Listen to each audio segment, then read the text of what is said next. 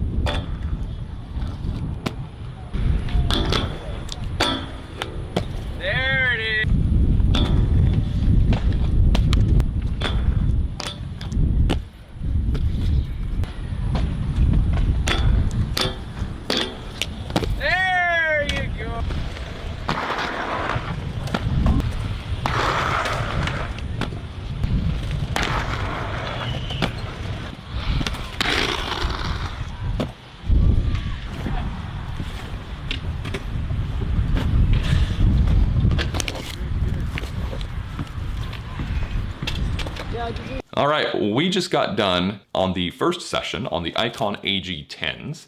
And before I get into what I liked and what I didn't like and how they performed, I want to again thank Brian Ferry for letting me unbox and review his brand new $648 aggressive boot here.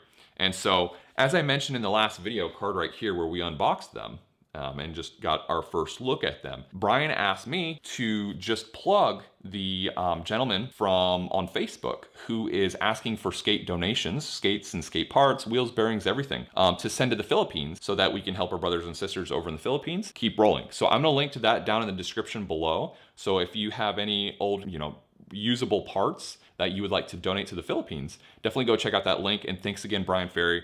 This video would not be possible without you, so I really appreciate it. Thank you. So we're going to talk about fit, comfort, the good, the bad, everything. My thoughts on the all carbon IQON AG10s here. And so I'm going to start off with fit and comfort because I think those are probably the most important aspects of a skate. So as far as fit goes, okay, so this is kind of a hot topic. I am a 275 Mondo, meaning my foot is 275 millimeters long, which per the IQON sizing chart puts me pretty squarely between the 8-9 boot and the 10-11 boot. And so I thought I was going to be clever and try to downsize here with the AG20, which is the plastic version of the AG10. This is the 8-9 boot, which is significantly too small for me, right? I'm trying to heat mold it and expand it. And so this is the 10.5, which again, I'm a 275 Mondo. This is per the MyFit Prime liner here. This is a 10.5 US and a 284 Mondo. And the fit was absolutely impeccable. It felt perfect in terms of dimensionally. It felt great in terms of fit. As far as comfort, I skated these for about, it was well over 3 hours of continuous hard skating. And I didn't have one pain point, not one hot spot, not a blister to be spoken of. I am wildly impressed with how they fit and how they feel. I honestly can't say enough about that. And before we continue on with the rest of the review here, I just want to make it super clear that I'm not financially incentivized or anything else to pump these skates up and overhype them, right? I'm just going to try to give an unbiased sort of initial impression of how these skates performed, right? And if I hate them, then I'll tell you. And so with that, let's get into what I didn't like about the skate. All right, so the first thing was the liner lacing. Okay, so they come with this one pair of laces here. And if you use the eyelets all the way up to the top of the boot here, you just lace them up, given the eyelets, you don't have enough excess lace to actually use the eyelets in the liner itself. I hope that makes sense. So if you want to use the eyelets in the liner for some additional support, perhaps that's what you want, you'll have to use or go really buy another set of laces. That's one thing. It's not a huge deal, but it's something I wanted to just mention. It was kind of mentioned when I talked about the AG20s, but these sole plates are fantastic sole plates, but they have these pre-drilled holes that aren't used. And I get it, right, these sole plates are on a bunch of different skates and some of them use these mounting bolts and some don't. But I think, if they're not used, they shouldn't be there. And so that's just one thing that I wanted to mention as well. All right, one thing that I didn't like either was that when you have these all laced up and you ratchet these Velcro straps down. Again, these come set up with a Velcro top strap and a Velcro 45-degree strap. So it's both Velcro. And when you really crank these down, like, and I found this on the AG20s as well, there's a significant amount of like tail that like kind of flaps in the wind a little bit once these are actually cranked down. I can't really simulate it right this second, but I didn't really like that. And that coupled with like, you know, this stuff kind of flapping in the wind too, made this skate to me look, I don't want to say sloppy, because I think the skates look amazing. I just wish I didn't feel like I had things dangling off my skates quite as much. I know Be Free, I think, likes that, but I'm not a huge fan. Again, a little bit nitpicky, but that's just one thing I didn't really like. And then this is sort of double-edged here because they have these laces that are not waxed, right? And they go through these eyelets, which have like low friction, so you can like lace up your skates really quickly. But I found myself kind of wishing that I had waxed laces. I think maybe just because I'm kind of more used to those. I've been skating those in most of my skates lately. And it's I kind of like the idea of like cranking them down and your laces just stay exactly where you want.